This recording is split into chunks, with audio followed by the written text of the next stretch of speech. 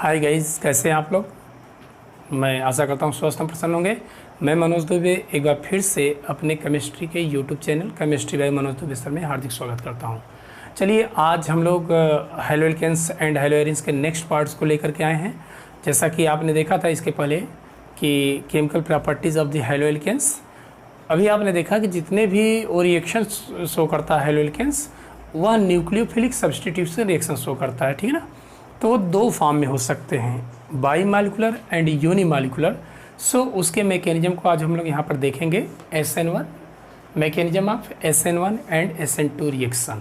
तो एक एक को हम लोग बड़े ध्यान से समझेंगे। बड़ा इंपॉर्टेंट पॉइंट है मैकेनिज्म इसका, जो कि बोर्ड एग्जामिनेशन में और नीट वगैरह में, IIT में भी इससे रिलेटेड क्वेश्चन बनते हैं। तो बड़े ध्यान समझिएगा। बहुत सिंपल है, बहुत टफ पॉइंट नहीं है, बहुत ईजी है, लेकिन थोड़ा सा लॉजिक है। ओके, तो चलिए हम लोग स्टार्ट करते हैं SN1 रिएक्शन की पहले मैकेनिज्म। तो सबसे पहले मैं लेता हूँ SN1 की mechanism.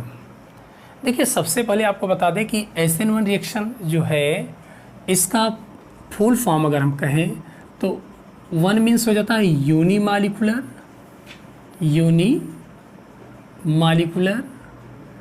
And N for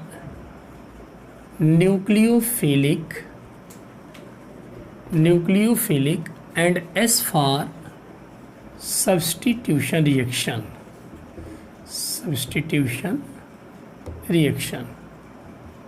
okay, यानी इसकी अगर हम बात करें तो यूनिमालिकुलर यानी एकाणुक नाभिक स्नेही प्रतिस्थापी अभिक्रिया, ठीक है ना।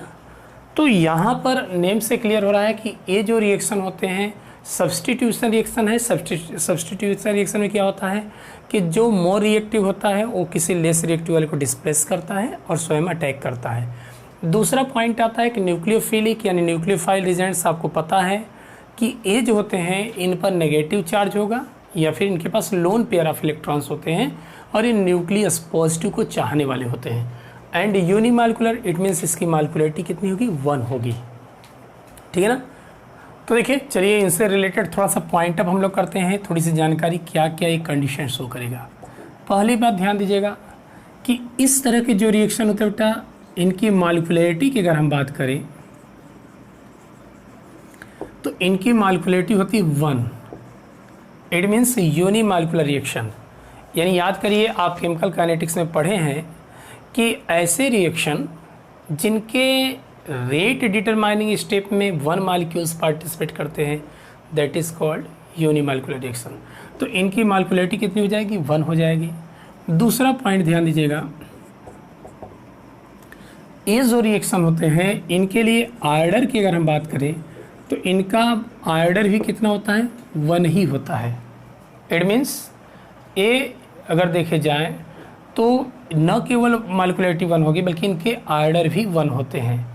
क्यों आर्डर 1 होगा, तो इसके लिए आपको पता होना चाहिए कि जो इसके रेट ऑफ रिएक्शन होता है that is directly proportional to the concentration of the reactant, है ना। जो रिजेंट्स होता है या अटैकिंग जो रिजेंट्स है मीन्स न्यूक्लियोफाइल जो होता है उस पर डिपेंड नहीं करता है, पावर 0, ठीक है ना। या इसी को हम यूँ कर सकते हैं कि ये जो होता है यह न्यूक्लियोफाइल रिजेंट्स है। तो न्यूक्लियोफाइल रिजेंट्स के कंसंट्रेशन पर ये रेट ऑफ रिएक्शन डिपेंड नहीं करेगा, सिर्फ रेट ऑफ रिएक्शन जो होता है वो रिएक्टेंट के कंसंट्रेशन पर डिपेंड करता है, ठीक है ना। तो याद करिए कि जब इसके पावर 1 है तो इसकी आर्डर क्या होती है, it is the sum of the exponent of the rate law expression. याद करिए केमिकल काइनेटिक्स में, तो इसका आर्डर 1 हो जाएगा। बस समझ में आ रही है।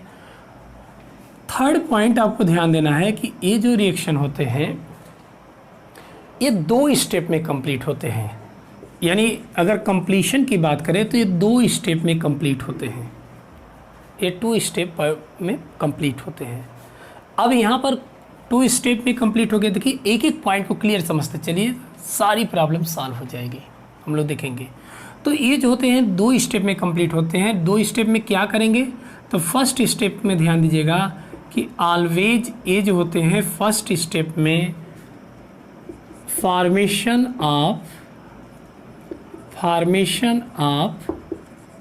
कार्बोकैटायन इट मीन्स किसका फॉर्मेशन करते हैं, कार्बोकैटायन, कार्ब धनायन यानी पॉजिटिव आयन का फॉर्मेशन करते हैं, ठीक है ना।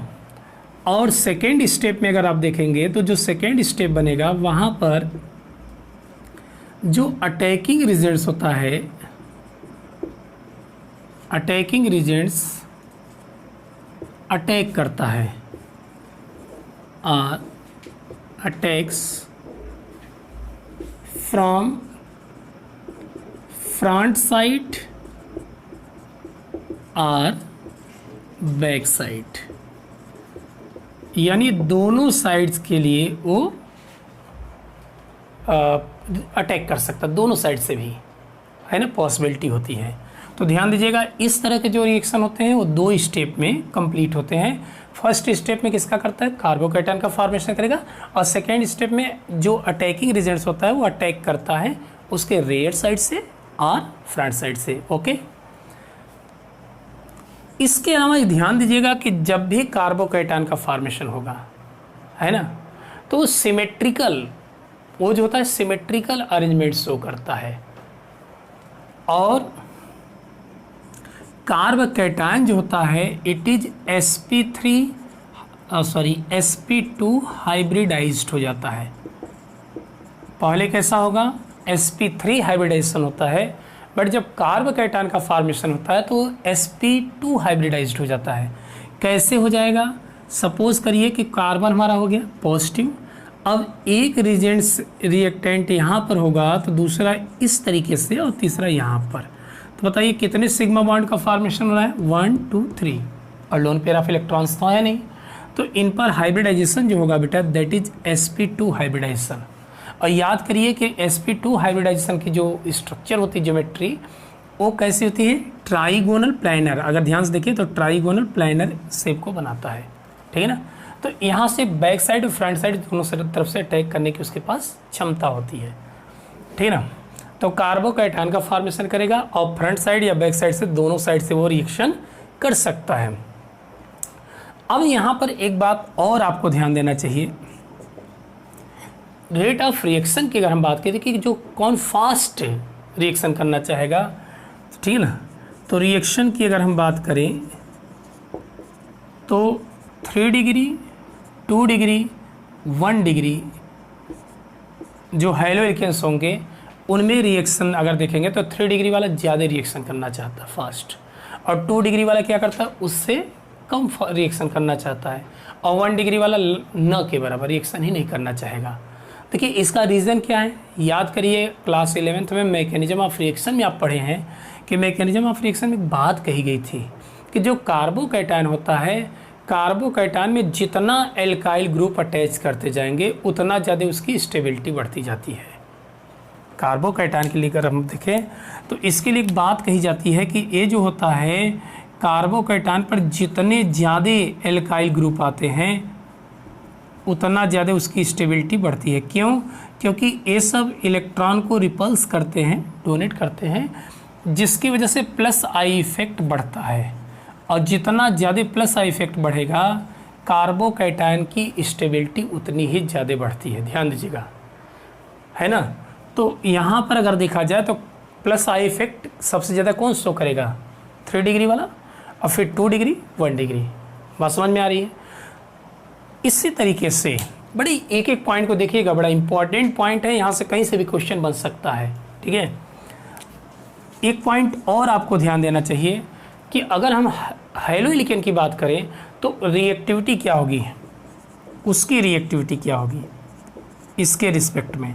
तो देखिए RF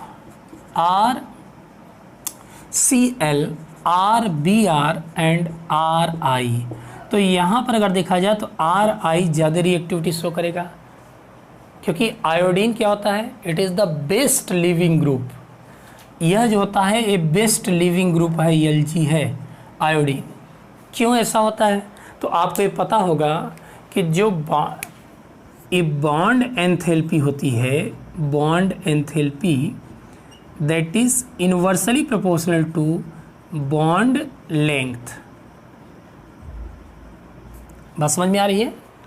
पहले भी मैंने बताया था यानी जितनी बड़ी साइज होगी हैलाइड्स की, है ना, जितनी बड़ी साइज होगी उतना कम बॉन्ड एंथैल्पी चाहिए उसको ब्रेक होने के लिए। जैसे एग्जांपल मैंने दिया था कि इसको ब्रेक करना हो और इसके कैप को ब्रेक करना हो, तो इजी कौन है, इसको ब्रेक करना इजी है क्योंकि बड़ा है तो इजीली टूट जाएगा, लेकिन ये छोटा है तो जल्दी टूट नहीं पाएगा, ठीक है ना। तो वही बात कर रहा है। तो यहाँ पर बॉन्ड एंथैल्पी अगर देखा जाए तो उस पर डिपेंड करेगा, ठीक ना। 7th पॉइंट, स्टीरियोकेमिस्ट्री की अगर बात करें तो स्टीरियोकेमिस्ट्री में क्या शो करता है, अगर ऑप्टिकल एक्टिव सब्सटेंस है तो ध्यान दीजिएगा यहाँ पर रेसमिक मिक्सचर का फॉर्मेशन करता है। इट मीन्स रेसेमाइजेशन होता है। रेसेमाइजेशन बोले तो 50% डी फॉर्म बनेगा प्लस 50% एल फॉर्म, यानी लियो एंड डेक्स्ट्रो का मिक्सचर देता है, ठीक है ना। 50% एल या प्लस वाला और 50% एल को शो करता है, निगेटिव वाले को शो करता है। तो कुल मिलाकर के अगर देखा जाए तो आपको मालूम होगा कि जो रेसमिक मिक्सचर होते हैं यह ऑप्टिकल इनएक्टिव हो जाते हैं। क्यों? क्योंकि 50% अगर क्लॉकवाइज रोटेशन कर रहा है और 50% मॉलिक्यूल्स एंटी क्लॉकवाइज रोटेट कर रहे हैं, तो उनका ओवरऑल अगर देखा जाए तो जो ऑप्टिकल एक्टिविटी होती है वो जीरो हो जाती है। इसलिए कहा जाता है कि इस तरह के जो मॉलिक्यूल्स रेसमिक मिक्सचर का फॉर्मेशन होगा ये ऑप्टिकल इनएक्टिव होते हैं। अच्छा, इनके लिए एक चीज़ ये भी ध्यान दीजिएगा कि इनको अगर डिज़ोल्व करने की अगर हम बात करें, डिज़ोल्व करने की बात करें तो जो पोलर सॉल्वेंट हैं, पोलर सॉल्वेंट, वो भी पोलर प्रोटिक सॉल्वेंट में ये ज़्यादा डिज़ोल्व होते हैं। प्रोटिक पोलर सॉल्वेंट इनके लिए क्या होता है, अच्छा माना जाता है, सच एज H2O, H2SO4, है ना, एल्कोहल, ये सब जो होते हैं प्रोटिक होते हैं। प्रोटिक मीन्स हाइड्रोजन प्रोड्यूस करते हैं। तो जो भी हाइड्रोजन को प्रोड्यूस करने वाले होते हैं दैट इज़ पोलर सॉल्वेंट और प्रोटिक सॉल्वेंट कहते हैं इनको हम लोग, और इनमें ये ज़्यादा रिएक्शन फास्ट करते हैं, ठीक है ना। क्यों करते हैं इसका रीज़न हम लोग देखेंगे आगे, ठीक है। फटाफट इसका स्क्रीनशॉट ले लें, फिर मैं इस मैकेनिज्म पूरा देखता हूँ इसका। तो चलिए गाइस देखते हैं। यहाँ पर हम लोग एक मैंने एग्जांपल ले लिया। यहाँ पर देखिए आपका ये जो कार्बन है कैसा है, 3 डिग्री कार्बन है। 3 डिग्री कार्बन, अगर मैं पूछूं कि हाइब्रिडाइजेशन कौन सा है तो sp3 हाइब्रिडाइज्ड कार्बन एटम होगा। देखिए यहाँ पर क्या कर रहा है, न्यूक्लियोफाइल अटैक कर रहा है और न्यूक्लियोफाइल अटैक करके इसका फॉर्मेशन किया। अब इसके मैकेनिज्म को हम लोग देखते हैं। देखिए यहाँ पर R dash R double dash जो ट्रिपल डैश मैं किया हूँ, इसका मतलब कि डिफरेंट टाइप के एल्काइल ग्रुप हैं, ठीक है ना, डिफरेंट टाइप के एल्काइल ग्रुप हैं, ठीक है। या इन्हीं को हम लोग R1 R2 R3 कर सकते हैं, R1 R2 एंड R3। तो क्या हो गया, R1 R2 एंड R3, ठीक है ना। इस रूप में हम लोग देखते हैं। तो इसकी मैकेनिज्म हम लोग देखते हैं यहाँ पर, क्रियाविधि मैकेनिज्म। तो मैंने अभी बताया आपको, ध्यान दीजिए कि अभी तुरंत बताया हूँ कि ये 2 स्टेप में रिएक्शन होता है। सबसे पहले स्टेप में करता क्या है, फर्स्ट स्टेप में formation of carbocation, formation of carbocation, यानी फर्स्ट स्टेप में कार्बोकैटायन का फॉर्मेशन होगा। तो कैसे कार्बोकैटायन का फॉर्मेशन करेगा, ध्यान दीजिएगा। सी है R1 R2 R3, ठीक है ना। यहाँ पर हमारा हो गया हाइलाइट ग्रुप, कोई भी हाइलाइट्स हो सकता है। अब इनका जब रिएक्शन हम कराएंगे किसी न्यूक्लियोफाइल से, किसी न्यूक्लियोफाइल से, तो देखिए पहले स्टेप में न्यूक्लियोफाइल का कोई रोल ही नहीं है, इट मीन्स रिजेंट से कोई मतलब है ही नहीं।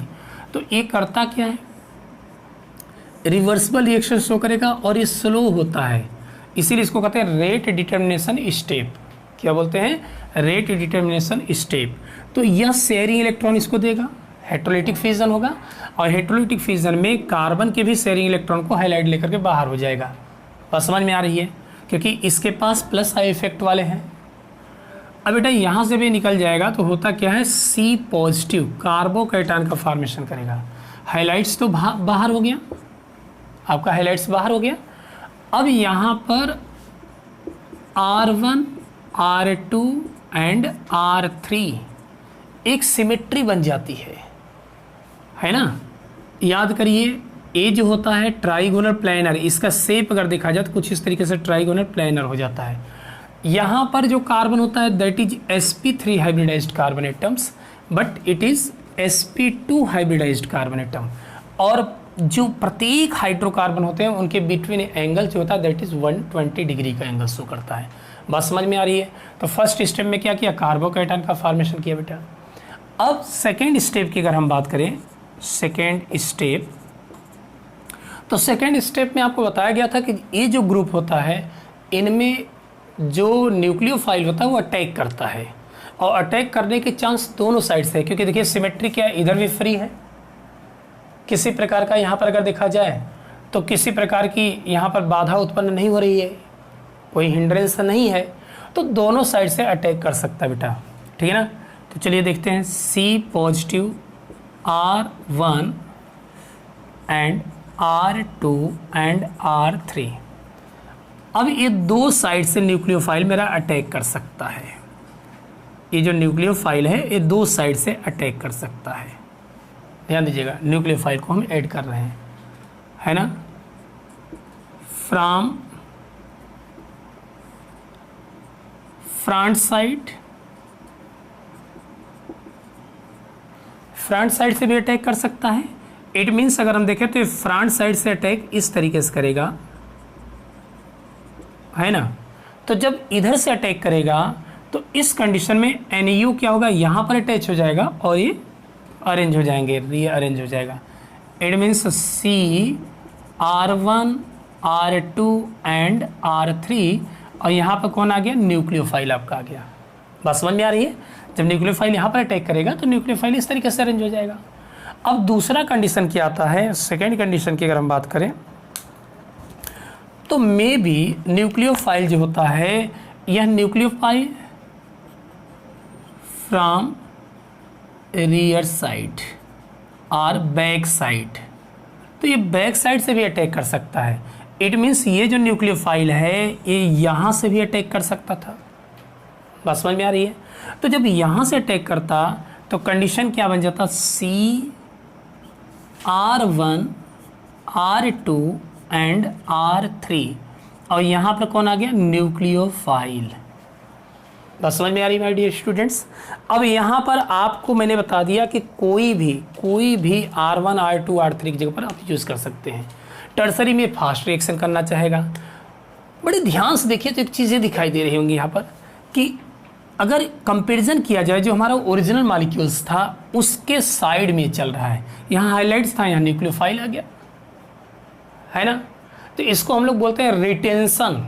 याद करिए, रिटेंशन यानी रिएक्शन के बाद उनके जो ज्योमेट्री है कॉन्फ़िगरेशन में चेंजिंग ना हो, भले से हमारा जो सब्सटेंस है चेंज हो जाए, तो एक तरीके से रिटेंशन शो करते हैं। लेकिन इसको अगर ध्यान से देखिए तो इन्वर्जन शो कर रहा है।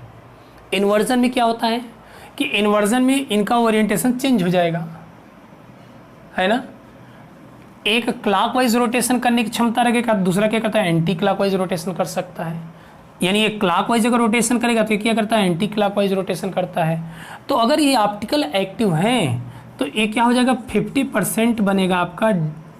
ये क्या करता है, एंटी क्लॉकवाइज मान लीजिए रोटेट करा रहा है, तो एंटी क्लॉकवाइज रोटेशन हो रहा है, तो इसको क्या कहेंगे हम लोग, LR माइनस, ठीक है ना।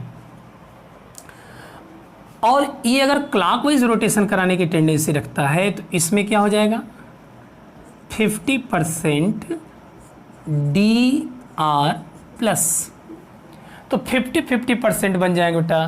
तो इन्हीं को हम लोग कहते हैं रेशमिक मिक्सचर का फॉर्मेशन करते हैं। और जब रेशमिक मिक्सचर का फॉर्मेशन होता है तो हमने बताया था कि ऑप्टिकल इनएक्टिव हो जाता है। अभी तक तो ऑप्टिकल एक्टिव था, लेकिन मिक्सचर कैसा होता है, ऑप्टिकल इनएक्टिव, क्योंकि जितना क्लॉकवाइज रोटेशन होगा एग्जैक्टली एंटी क्लॉकवाइज रोटेशन भी उतना होता है। एंटी क्लॉकवाइज और क्लॉकवाइज रोटेशन इक्वल होता है, तो एक दूसरे को क्या करते हैं, कैंसिल कर देंगे, तो ये क्या हो जाते हैं, ऑप्टिकल इनएक्टिव। बस समझ में आ रही ना। तो ये हमारा है SN1 का मैकेनिज्म। हमने बता दिया कि ये दो स्टेप में रिएक्शन होते हैं, ये दो स्टेप में रिएक्शन होंगे। फर्स्ट स्टेप स्लो होता है जिसको रेट डिटरमाइनिंग स्टेप कहते हैं, क्योंकि आप जानते हैं कि जो स्लो होता है उसी पर डिपेंड करती है। इसमें sp3 से sp2 हाइब्रिडाइज्ड कार्बन का फॉर्मेशन होता है, कार्बोकेटायन का। फिर सेकेंड स्टेप में करता क्या, न्यूक्लियोफाइल के पास दो चांस होते हैं, मे बी फ्रंट साइड से भी अटैक कर सकता है और पीछे से भी अटैक कर सकता है बेटा, ठीक है ना। तो जब फ्रंट साइड और बैक साइड से अटैक करेगा तो दो तरह के प्रोडक्ट का फॉर्मेशन करता है, एक क्लॉकवाइज के फॉर्म में होगा, दूसरा एंटी क्लॉकवाइज के फॉर्म में होता है। इन्हीं दोनों का मिक्सचर क्या होता है, रेशमिक मिक्सचर। इसीलिए मैंने कहा कि ये रेशमाइजेशन प्रोसेस को शो करते हैं। तो आई होप आप समझ लिए होंगे, आपको प्रॉब्लम नहीं होगी। यहाँ पर कोई भी CH3 C2H5 कुछ भी ले सकते हैं, और न्यूक्लियोफाइल में कोई भी हो सकता है, सच एल्कोहल वगैरह हो सकते हैं, कुछ भी हो सकता है। तो इसका फटाफट स्क्रीनशॉट लें और हम लोग SN2 की मैकेनिज्म को देखते हैं। तो चलिए अब हम लोग देखते हैं mechanism of SN2 reaction. SN2 reaction की अगर हम बात करें तो इसके नेम से पता चल रहा है, 2 मीन्स होता है बेटा बाई मालिकुलर। 2 मीन्स क्या होता है, बाई मालिकुलर, और N फॉर न्यूक्लियोफिलिक, और S फॉर सब्स्टिट्यूशन रिएक्शन। इसका मतलब कि अगर इनकी हम बात करें तो मालिकुलरिटी कितनी हो जाएगी, बाई मीन्स 2। इनकी मालिकुलरिटी द्विअणुक नाभिक से नहीं प्रतिस्थापी अभिक्रिया, ठीक है ना। तो इनके मैकेनिज्म को हम लोग देखते हैं। तो देखिए सबसे पहले आप ध्यान दीजिएगा, इनके भी कुछ पॉइंट को नोट कर लेते हैं कि ये जो रिएक्शन होता है, पहला पॉइंट ध्यान दीजिएगा कि इसकी जो मालिकुलरिटी है, मालिकुलरिटी जो होती है यानी आणविकता जिसको कहते हैं, ये 2 होगी बेटा। मालिकुलरिटी कितनी होगी, 2 होगी। सेकेंड पॉइंट आप ध्यान दीजिएगा कि इनके जो आर्डर ऑफ रिएक्शन है, आर्डर दैट इज आल्सो 2। अब कहेंगे कि 2 इसका आर्डर क्यों होगा, क्योंकि इनकी अगर हम बात करें तो इसके जो रेट ऑफ रिएक्शन होते हैं बेटा, ROR रेट ऑफ रिएक्शन, ये दोनों पर डिपेंड करता है। किस पर, concentration of the reactant and concentration of the reagents, यानी जो न्यूक्लियोफाइल है उस पर भी डिपेंड करता है। तो आपको ये पता है कि जो आर्डर होता है ये क्या होता है, जो कंसंट्रेशन के एक्सपोनेंट होते बेटा उनका सम होता है। तो 1 1 2, सो इसका आर्डर भी क्या हो जाता है, 2 होता है। लेकिन थर्ड पॉइंट अगर हम बात करें कि जो ये रिएक्शन होते हैं, ये रिएक्शन सिर्फ ओनली 1 स्टेप में कंप्लीट होते हैं। ध्यान दीजिएगा, अगर इनके स्टेप की बात करें तो कितने, ओनली 1 स्टेप, सिर्फ एक स्टेप में ये रिएक्शन कंप्लीट होता है, ठीक है ना। यानी इसमें किसी अदर कंपाउंड्स का फॉर्मेशन नहीं होगा। हाँ, यहाँ पर एक इंटरमीडिएट स्टेट या इंटरमीडिएट कंपाउंड्स का फॉर्मेशन होता है, मैकेनिज्म को जो हम स्टडी करेंगे, है ना। क्योंकि यहाँ पर करता क्या, न्यूक्लियोफाइल अटैक करेगा, अटैक करने के बाद धीरे धीरे जो पहले से रिजेंट्स अटैच है उसको हटाने की कोशिश करता है, ठीक है ना। तो ये सिर्फ एक स्टेप में कंप्लीट होगा। और इसके अलावा अगर हम बात करें तो इसमें सदैव जो अटैक की बात करें तो रिजेंट्स क्या करता है, ऑलवेज बैक साइड से अटैक करता है। अटैक फ्रॉम बैक साइड, हमेशा ये बैक साइड से ही अटैक करता है। क्यों बैक साइड से अटैक करेगा, क्योंकि देखिए यहाँ पर स्टेरिक हिंडरेंस बन जाता है, और इस सिचुएशन में उसके पास चांस, एक साइड में खुद हाइलाइट्स होता है और दूसरी तरफ से ही अटैक करने के लिए उसके चांस मिलते हैं, ठीक है ना। तो ये हमेशा बैक साइड से अटैक करेगा। अब इनकी अगर हम बात करें कि रिएक्शन अगर देखा जाए कि कौन ज़्यादा शो करेगा 1 डिग्री 2 डिग्री 3 डिग्री में, तो जस्ट अपोजिट SN1 का होता है। यहाँ पर अगर हम देखें तो CH3X सबसे ज़्यादा शो करेगा, फिर 1 डिग्री हेलोएल्केन्स जो होते हैं वो शो करेंगे। हालांकि 1 डिग्री में इसको भी कंसीडर करते हैं, लेकिन यहाँ पर एक सिंगल कार्बन है। अब CH2 अगर CH3 CH2 होता है इथाइल हैलाइड्स, तो वो रिएक्शन इसके बाद वाले में करेगा, ठीक है ना। फिर 2 डिग्री एंड 3 डिग्री, यानी 3 डिग्री में नहीं करना चाहेगा।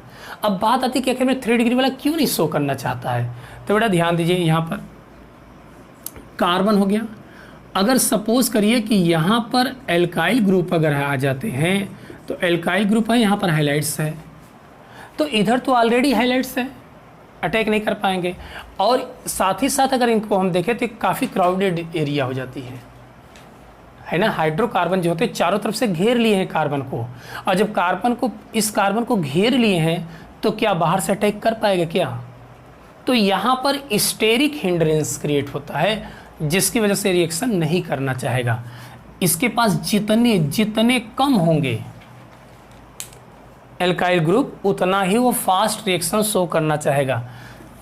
ये ध्यान दीजिएगा, ठीक है ना। इनके जो स्टेरियो केमिस्ट्री है उसकी अगर हम बात करें तो अभी यस1 में आपने देखा था कि वहाँ पर रेसिमाइजेशन शो करता है, लेकिन इनका जो होता है वो इन्वर्जन कॉन्फ़िगरेशन को शो करेंगे। इन्वर्जन कॉन्फ़िगरेशन, या इस इन्वर्जन को हम लोग बोलते हैं वाल्डेन, क्योंकि वाल्डेन जी ने कहा था, एक्सप्लेन किया था, सो इसका नाम होता है वाल्डेन इन्वर्जन, भी इसको हम लोग कहते हैं। कुल मिलाकर के इन्वर्जन प्रोसेस में क्या होता है, जस्ट लाइक जैसे तेज़ हवा आ रही हो। बचपन में आप लोगों के साथ भी शायद हुआ होगा कि आप जा रहे हो, बारिश हो रही है और तेज़ हवा आ रही है, और छाता लेकर के जा रहे हो, तब तक छाता उलट गया और रोते हुए जाके मम्मी मेरा छाता उलट गया। डोंट वरी बेटा, फिर हवा में उलट दो, है ना, फिर से हवा मारेगा, सीधा हो जाएगा। तो बेटा एकदम जस्ट लाइक अम्ब्रेला की तरह होता, क्या पूरा ओरिएंटेशन को ही चेंज कर देता है ना। तो उसी को हम लोग बोलते हैं वाल्डेन इन्वर्जन। तो इसका एक स्पेशल कैरेक्टर्स है। एक रिएक्शन में लेता हूँ, सपोज दैट CHHH,